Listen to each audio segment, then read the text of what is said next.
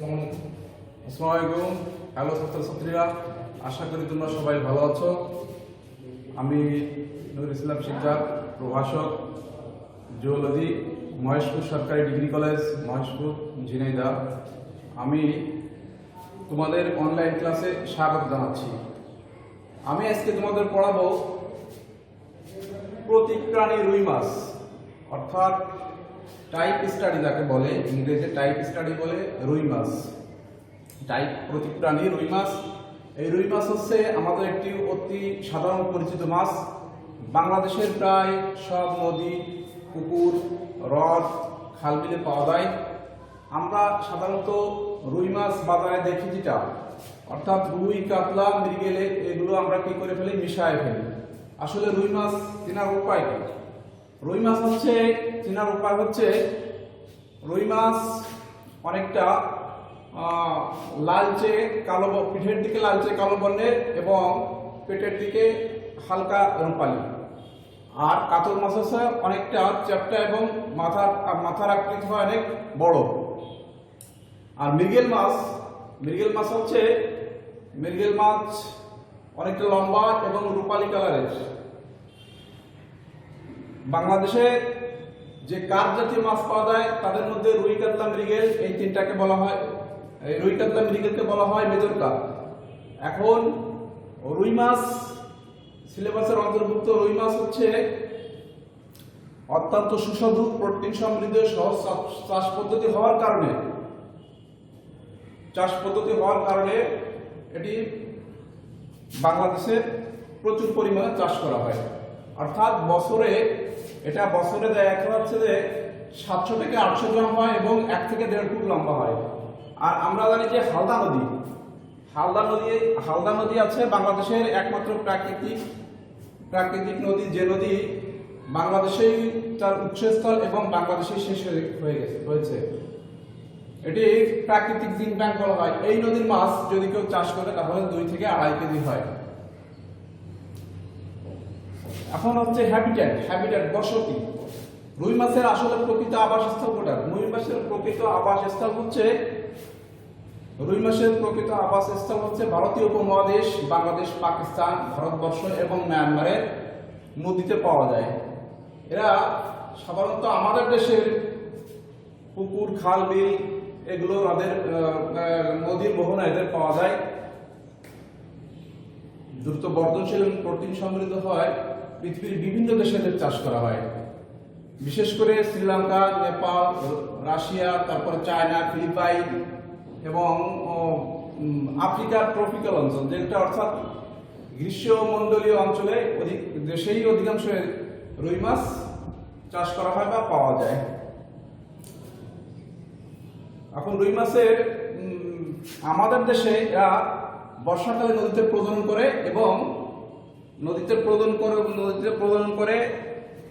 এবং প্রজনন শেষে এরা প্লাবনভূমিতে চলে আসে। এখন হচ্ছে এদের স্বভাব কিরকম? রুই মাছের স্বভাব সাধারণত এরা ফাইটোপ্ল্যাঙ্কটন এবং জুপ্ল্যাঙ্কটন খায়।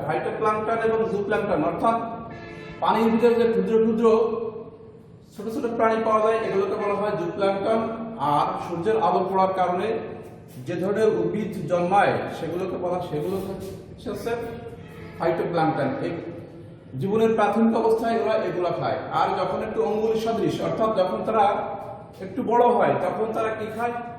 ডেসমিড, তারপরে ফাইটোপ্লাজলেট, শৈবাল রেণু, এগুলো খায়। আর তরুণ এবং বয়স্ক অবস্থায় এরা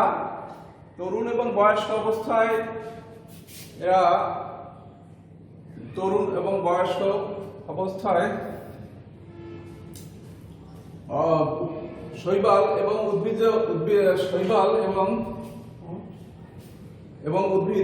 নিমজ্জিত উদ্ভিদ খায় এবং এদের পেট কেটে, অর্থাৎ পৌষ্টিক নালী কাটার পরে দেখা গেছে কি যে কাদা বালু ও জৈব বস্তু পাওয়া যায়। তাহলে ধারণা করা হয় যে এরা তলদেশের খাবারও খায়। তবে এদের মুখে কোনো দাঁত থাকে না। গলবিল অঞ্চলে দাঁত থাকে। এই দাঁত থাকার কারণে গলবিল অঞ্চলে হ্রদ থাকার কারণে এরা, অর্থাৎ পানিতে যে উদ্ভিদ জন্মায়, এই পানিতে যে উদ্ভিদ জন্মায় এই উদ্ভিদগুলাই খায়। এরা সাধারণত এরা এদের ফুলকা রেখার, অর্থাৎ যে ফুলকা থাকে শ্বসনের জন্য যে ফুলকা থাকে, এই ফুলকা রেখার শ্বসনের ফুলকা রেখার থাকার কারণে, ক্রমের মধ্যে থাকার কারণে পানি থেকে সেকে সেকে এরা ফাইটোপ্ল্যাঙ্কটন, জুপ্ল্যাঙ্কটন খায়। আর এরা সাধারণত ছোট থাকা, বাচ্চা থাকা অবস্থায় দল বেঁধে চলাফেরা করে, কিন্তু পূর্ণাঙ্গ অবস্থায় স্বাধীনভাবে জীবনযাপন করে।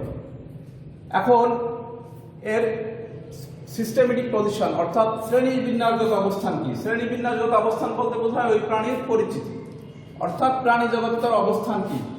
এটার প্রাণী জগত অবস্থান হচ্ছে শ্রেণী বিন্যাস, অর্থাৎ ফাইলাম হচ্ছে কি? Chordata, sub phylum Vertebrata, order Actinopterygii, তারপর হচ্ছে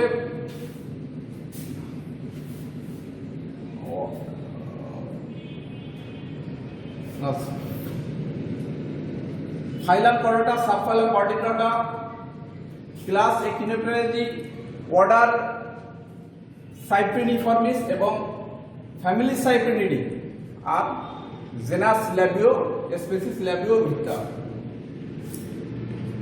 এখন রুই মাছের দেহকে তিন ভাগে ভাগ করা যায়। রুই মাছের দেহকে তিন ভাগে ভাগ করা যায়, সেটা হচ্ছে মাথা, দেহখণ্ড এবং লেজ। রুই মাছ হচ্ছে অস্থিময় মাছ এবং এ যখন পানিতে চলাচল করে তখন বাধাপ্রাপ্ত হয় না, এই কারণে এর দেহকে বলা হয় স্ট্রিমলাইন বডি।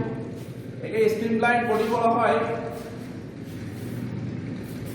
এদের মাথা হচ্ছে অনেকটা বড় এবং 4 থেকে 5 ইঞ্চি লম্বা হয় এবং মাথা সাধারণত উত্তল হয়, মাথা উত্তল হয়।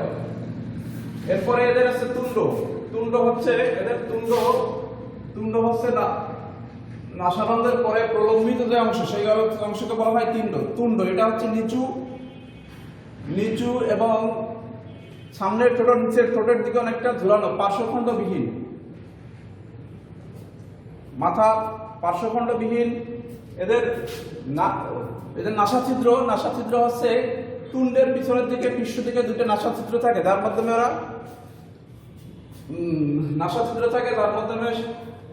তারপরে নাসাছিদ্রের পরে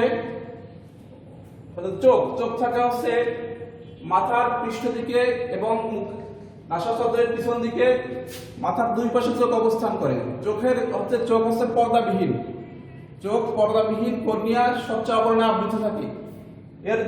এর মাথায় কোনো আইস থাকে না এবং দেহ এবং লেজের দিকে সাইক্লয়েড আইস দ্বারা আবৃত থাকে।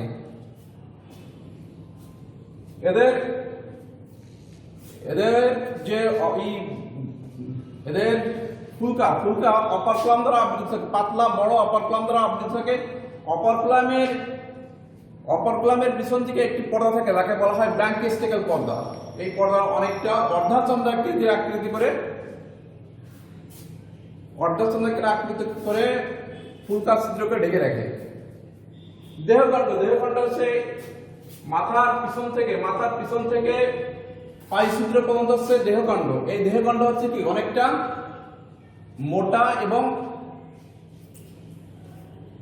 মোটা এবং এতে কি করে অনেকগুলো পাখনা বহন করে। দেহখণ্ড অনেকগুলো পাখনা বহন করে, পাখনাগুলো বিকশিত এবং পাখনা রশ্মিযুক্ত। দেহখণ্ডের অঙ্কীয় দিকে 3টি ছিদ্র থাকে। এই 3টি ছিদ্র হচ্ছে কি?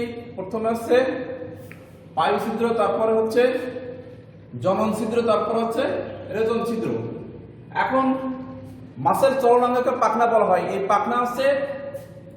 এই পাখনাগুলো চাপা এবং পাখনা রশ্মিযুক্ত। পাখনা রশ্মিগুলো সমান্তরালভাবে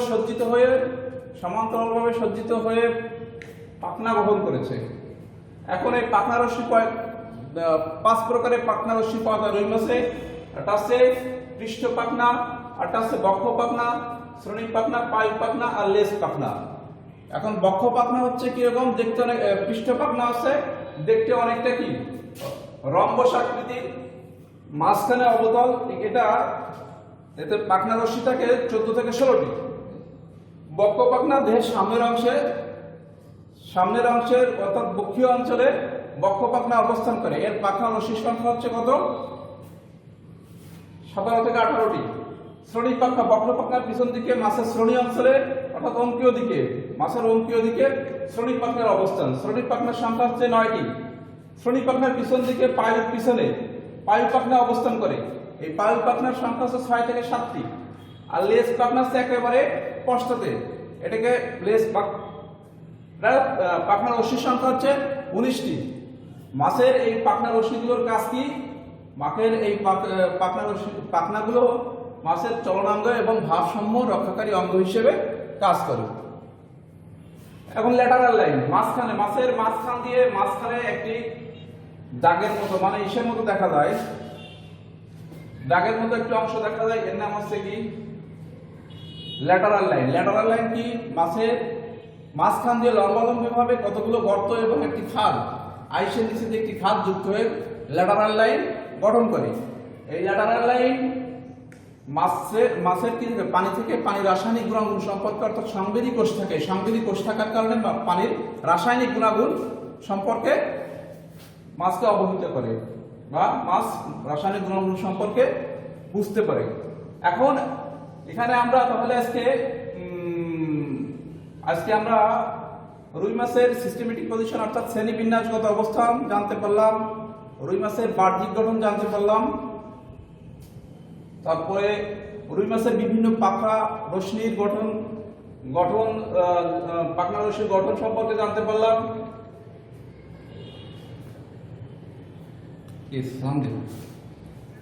আজকে ক্লাস এই পর্যন্তই শেষ।